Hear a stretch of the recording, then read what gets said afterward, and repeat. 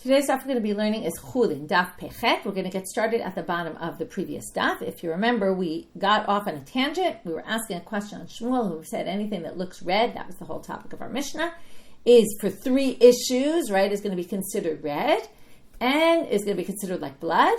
And then we said, what was his chidush? It already appeared in the Mishnah. We said, it's for the machshirin, for that it creates susceptibility to impurity. So then we had to explain, because either it's water or it's blood, both should be. And we said either something, it was blood mixed with rainwater, or it was this blood plasma. And then we got into the blood plasma, and we said, and by the way, in another bright, it talks about the blood plasma, about this issue that in a tent, if it looks like, if it's red, then you see the red in it, right? Like when it kind of separates, which often happens when it like at a certain stage, it becomes, you see the red, so then it's going to actually create impurity in a tent. And then it said, and we're going to see this, so they quoted it from a Bright, and then we're going to see it in the Bright. It actually said Tanan Atam, which means a Mishnah, but I realize now it's a Tosefta. It's a Bright, or it's really in the Tosefta. And it says the following. Kol mashkeh hameh, we're starting 4 lines from the bottom in Pezayin Amabed. Kol mashkeh hameh torim chutz midamo, any liquid coming out of a dead body, is pure, other than its blood. Okay, any liquid. What they mean here is breast milk of a woman, let's say, who died, or tears that come out of a dead person, liquids that come out of their body are pure, okay? Other than the blood, okay? And that's kol mar'ad mumit shabo, and if it has blood mixed in, it looks red, like we saw before, mitamim ba'ol, and that's this blood plasma that we were talking about. Now the Gemara asks, so mashkeh hameh torim, wait a minute, the liquid that comes out of a dead body is pure, uriminu. That contradicts the following source, which is a Mishnah in Tful Yom. Mashkeh Tful Yom, which is mashkima yotzim mimenu, which are liquids that come out of a tful yom. Tful yom is a person who went to the mikveh already that morning, but has to wait till the sun sets until they can be pure. Now, any liquids that come out of him, which includes the breast milk if it's a woman, it includes urine, saliva, okay, and tears, are kim mashkim shenogeh behem, are no different than anything that any liquids that the tful yom touches, which is Elu ve'elu ein mitamim. Neither of those are tamei. Okay? The rabbis did not, Rashi says, lo gazer rabbanan tumah. The rabbis did not, the rabbis treated tful yom stringently, but not in terms of the liquids that come out of their bodies and not the liquids they come in contact with. They do not become impure. Ushar kol atmeim, and this is the important line for our purposes, any other tmeim, bein kalim, bein chamurim, whether it's a light level of impurity or a high level of impurity. Now, usually the highest level of impurity is dead people, right? So they're going to assume the chamurim means tuma from a dead body. Mashkim hayotzim mehem, ki mashkeh hanogeh behem, ve'elu ve'elu tchila. So the liquids that come out of them are no different than the liquids they touch, which means elu ve'elu are tchila. They become Rishon l'tuma. Usually what happens is when you're, let's say, an avatuma, like a dead body, or a sheretz touches something. A dead body is actually a v'avoda tuma, but we won't get into all that. But the level of impurity for the thing it touches is usually one level below. Okay, so if it's, let's say, a sheretz touches a liquid, so or a liquid comes out of a tamei person, so we're going to say that is one degree of impurity below what they are. Okay, which in this case we're going to say is a rishon. Okay, chutz min hamashkeh shu avatuma. Other than a few exceptional cases, which we'll talk about these, the Torah talks about a zav, and people that are in the category of a zav, like a zava, anida, yoledet, the liquids that come out of their bodies, which according to the Torah is yarak hazav. If the zav spits, so it's the zav's saliva, or things that are like saliva, which we're going to say is urine, because what the rabbis categorize these as items that collect in your body in one place before they come out. They differentiate that between that and the other, what we started with. Okay, those, let me just finish my sentence.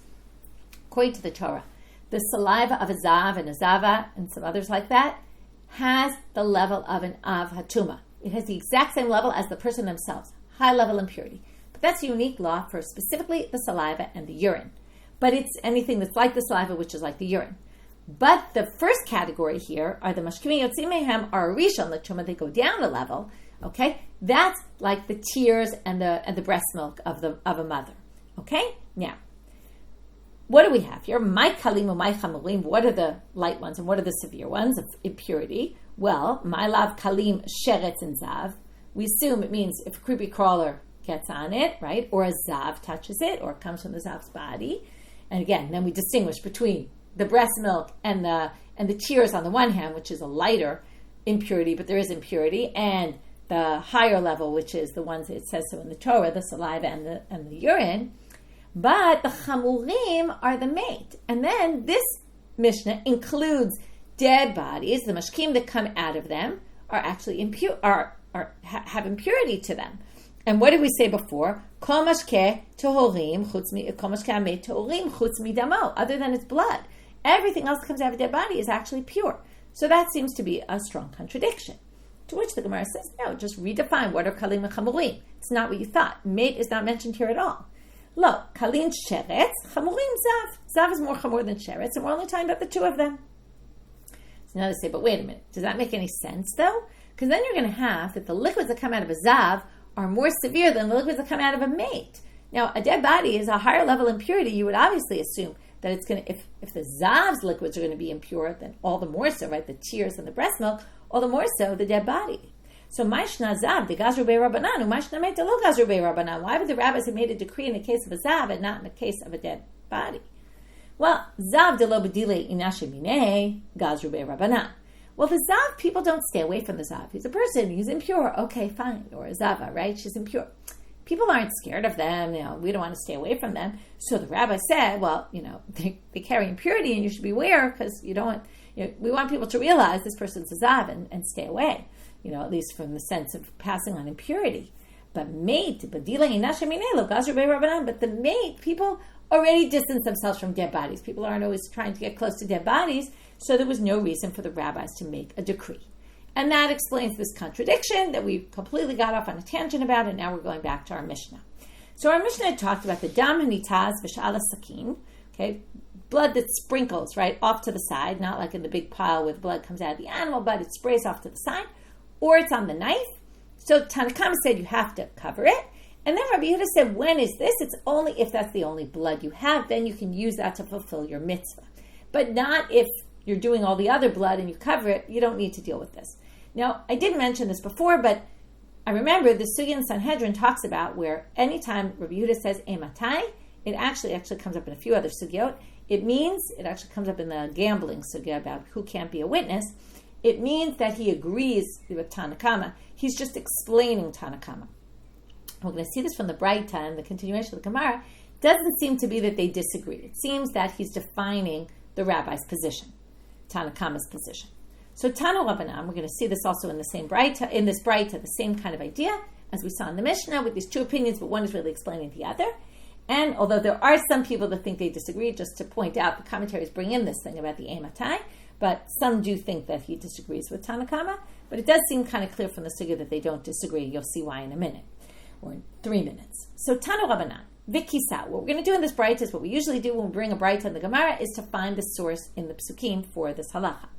Vikisahu melamed shedam nitaz v'sha'al sakin chayav l'chasot. Because it says vikisahu, what do we learn from this? You have to cover it. Cover all of it, even the stuff that got off to the sides. Amar Rabbi Yehuda ematai, but Rabbi Yehuda says, no. When does this mean? Vikisahu includes those items, same as we saw before. Bizman she'en sham dam elahu. It's only if there's no other blood. Aval yesh sham dam shalohu patur milachasot. If there is other blood, you don't need to do this. What it's really saying is kisau, cover with any blood there is, even if it's just blood on the side, right? If you don't have other blood, use the blood that spritz off to the side or the blood on the knife. Okay, Tanya Idach. Now we're going to see two other opinions in this other Braita. Bikisahu melamed shekol damo chayav l'chasot. From here you learn all the blood. Kisau means not it, meaning any blood there is, can be used for the mitzvah. This is kisau, every single blood there is, cover it. Okay, everything. Mikan amru damad yisaz v'sha'al agapayim chayav al-chasot. From here they learned that blood that sprinkles off to the side and blood that's on the animal on the side of his body that kind of sprinkled off to the side there, you have to cover. So this is the opinion that seems to say everything has to be covered. Amar Rabban Shimon ben Gamliel b'med dvarim amurim shelo kisa dam nefesh. Rabban Shimon ben Gamliel says you only have to cover all the blood if you didn't cover the main part of the blood that came from the center of the animal, right, where the soul comes out with. Aval kisa, which makes sense in the context of the psukim of ki adamu hanefesh and all that we saw yesterday. Aval kisa dam hanefesh pasur milachaso. But if you covered that blood, then you don't have to do anything more. B'may kami palgi. What's the root of this three-way machloket here? So Rabbanan savrei damo kol damo. Rabbanan hold, the Rabbanan is in the second Braita here, or perhaps the Tanakam if we think in the first Braita, and in our Mishnah if he disagrees with Rabbi Yehuda, that kol damo, it includes all blood, okay? Meaning, right, everything has to be covered, even the stuff all the way on the side. Rabbi Yehuda savar damo, it's blood, afilu miktsat damo. Damo means it could be any part of the blood. So if you don't have the main blood, well then use the blood on the side. And Rabban Shimon Gamliel savar damo hamiyuchat. It's special blood, the one where the soul comes out. Okay. Now we're going to move on to the next Mishnah. And the main topic for the continuation is, what can we cover it with? It says afar. Afar means probably soil, okay? Like things where, you grow items in. So now we're going to see, b'meh mechasim or b'meh ein mechasim. What can you use and what can't you use? Mechasim b'zevel hadak, okay, with manure that's crushed up, fine manure. B'chol hadak, sand that's fine. Seed, lime, ucharsit, okay, earthenware stuff. Bilivena, okay, like charsit is, we really mean like pottery shards here. Okay, all these things, the lime, the charsit, bilivena, bricks, and migufa, a cover of a barrel, shektashan, all those things if they were crushed up. Again, the same idea of them being finely crushed. Aval ein mechasim lo bezevel hagas v'lo b'chol hagas. Okay, but now there's the parallel list. Not with manure that's chunky, right, big pieces. Sand that's, right, big pieces of sand. Lo b'leveinau migufa shalok shashan. Not with bricks or a cover of a barrel that wasn't crushed up. V'lo yechpeh alav et hakli, and don't put a vessel on top of it. Klal amar Rabban Shimon Gamliel, he gave a principle for this. Davar hamigadel tzmachim mechasim bo, v'she'eno megadel tzmachim ein mechasim bo. If things can grow in this, okay, I don't know if you can try this at home, try breaking up a shard and see if you can grow things in it, but it seems like if things can grow in there, which sounds like it can, then you can use it for covering. If not, not. That's what's going to make it similar to afar, where things grow in it. So now the Gemara asks, Hechidami choladak, okay? How dak? Okay, what are we talking about, right? Dak is fine. We have gas, which is big chunks. What about the in-between? So we're going to have two readings. Amar Rabba Bar Bachan Amar Rabbi Yochanan, Kol she'en hayotzer tzarich lekatsho. If someone who's making clay out of this doesn't need to crush it up anymore, okay? If they do, maybe they could just do it a little with their fingers, but they don't need to really crush it. Okay, it's small enough, fine enough. Some people say that this line of Rabbi Bar Bachan and the name of Rabbi Yochanan was said a little differently and on the latter part of the Mishnah, like this. Aval ein mechasin lo bezevel hagas v'lo b'chol hagas. You can't cover in, right, anything of these big chunks. Hechidami chol hagas. What does it mean, big chunks? Amar Rabbi Bar Bachan, Amar Rabbi Yochanan, kol shayotzer tzarich lekatsho. If it needs crumbling up to make clay out of it, then no. Okay, you can't use it. Okay, now it sounds like it's kind of one and the same, because if it needs to be broken up, then you can't use it. If it doesn't need to be broken up, then you can use it. So what are we talking, like, what's the difference? That's what the Gemara asks. My benayu, what's the difference whether it was said on the first line or the second line? Because it's basically saying the same thing. Well, ika benayu dit tzarich velo tzarich demiparach iparuche. What if it needs but doesn't need? It's kind of in between. It means maybe some people will crush it, some people won't, and even the ones who crush it can just crumble it with their fingers. So, if you read it on the first line, we're going to read like this. What is fine? As long as, now kol means anything that a person does not have to crush up, which means if you don't have to, you can, but you don't have to. That's what we said. Some people do. You don't really need to crush it. Well, then it's fine and you can use it. So that's going to be a more all-encompassing. More things are going to be permitted. If you say that it's on which things can't you use, and then it says anything that needs crushing, then that might include anything that needs crushing is going to be a problem, even if only some people crush it, or even if you crumble it with your hands. So then we're going to include much less. Okay? So that's the nafkamina between the two readings. Okay, Tanu Rabbanan, another Braita that explains other items you can use. Vikisahu, so it says cover it. Maybe you could cover it with stones. Or put a vessel on top. So they say, no. It says with soil, right? Or with dirt, ground. Okay? From the dirt from the ground. Okay, so that would then say, okay, no, it's not stones, it's not right. It has to be afar, soil. So how do we get to other things as well besides soil, if we're going to take this word soil so literally? Or crushed up stones. Or shchikat charsit, or these pottery shards crushed up into pieces. If you took the chaff of the flax and you crushed it up into small pieces, turning out a bet. Or you took the sawdust, right? What's it called? The sawdust from the carpenters, okay, which is also very fine. The seed, or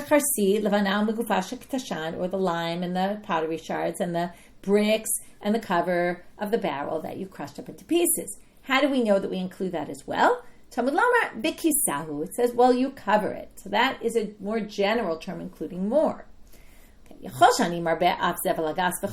if you're already including more, why don't we include even more? The cholagas, the big chunks, and shchikak kle matachot, crushing up of metal vessels, levenau megufa shelo k'tashan, or the brick and the cover of the barrel that you didn't crush up. V'kemach v'subin u'morsan. Okay, they keep adding more things: flour and bran, and the morsan, which is the coarse bran. Okay, all those can't be used. How do we know that? Tomalomar be'afal, because it says be'afal. Okay, so now we're getting a little random here, and that's what the Gemara says here. Right? You're trying to say kisau is general, but then you're saying afar is specific. But why are you ending up with this? You could end up in a lot of places on that scale of saying, well, it has to be like afar, but it could be more, right? So why do you end up here saying yes to those, no to those? Well, well,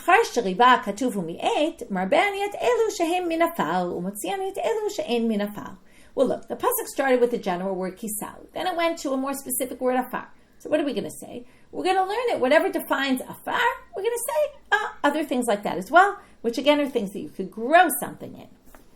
Well, if that's the case, and you're looking at like riba mi'et, well, that sounds a lot like a klalu prat. Ema kisau klal, afar prat. Why don't you say, and it was covered, is the general. Afar is the specific. Klalu prat, ein beklal elamasha beprat. Afar in midiach rini lo. Well, if you employ the klal and prat principle, this isn't a klal prat to klal, then you would go and say, oh, well, the klal at the end can say anything that's kind of like the prat. But when you have just a klal and then a prat, a general word and then a very specific one, we actually say it's only like the specifics. So why don't you say, afar, yes, nothing else should be included here. You have to cover with afal. So Rav Meir is going to basically explain why you don't use a klalu prat learning methodology here. Amar Rav Meir, mishum dehave klal hatzarich leprat. This is a generalization, kisau, that wouldn't make sense without the prat. Kisau with what, right? You could cover things in so many ways. You could cover with a blanket. You could cover with anything. So you need the word afar to tell you what are we covering it with. And any klal hatzarich leprat, when you have a general principle that needs the specifics, and without the specifics you're not going to understand what we're talking about, ein danimoto b'klalu prat. You then don't use the general klalu prat language, or methodology, I should say, the way we learn a klalu prat. And that's why now we're going to say it's really anything that's like afar. Even though if you use the klal and prat method, you wouldn't really get there. Darash Rav Nachman bar Rav Chisda. Rav Nachman bar Rav Chisda says the following: Ein mechasin ela b'davar shezor'im bo u'matzmiach. It has to be something you can plant in and it will grow.